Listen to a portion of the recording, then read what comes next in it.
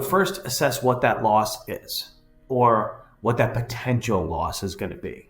When struggling with a loss prevention issue, understanding the true root cause of the problem and the reasons why behind that problem could be happening, ideating and not leaving out any reason, exploring each option is going to help you redirect that problem to that desired point of result.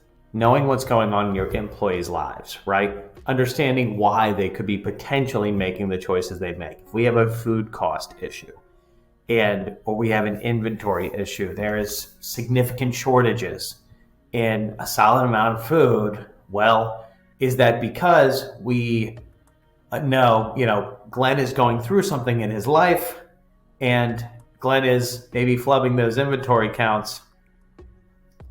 So let's dive down into food cost. And let's say, you are unfortunately experiencing a significant amount of theft. Well, I would say the way to put parameters on that would be to understand the tools and resources that are available to you from a company standpoint, as well as from a partnership standpoint.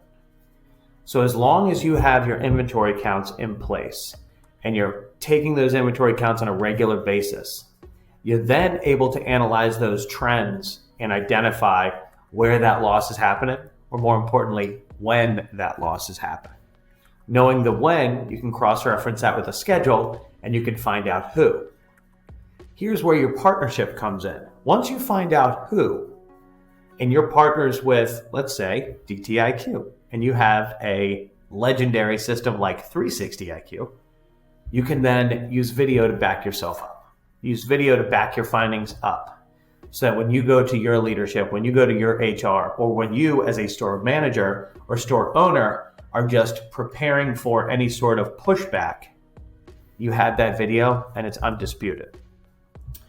Another example I have for a store owner you're managing to, struggling to manage their loss prevention is around guest experience.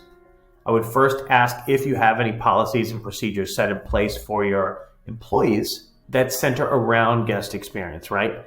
Is there a uniform greeting across the board, or is it just to offer a greeting?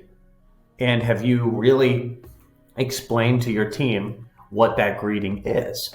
If you have, excellent. If they're not following it, not so excellent. How do you prove that they're not following it other than lost sales, lost repeat customers? Clearly, a decrease in guest experience is happening. Again, that's where your partners in DTiQ come into play. Whereas you can use your cameras that are enabled with microphones to listen in.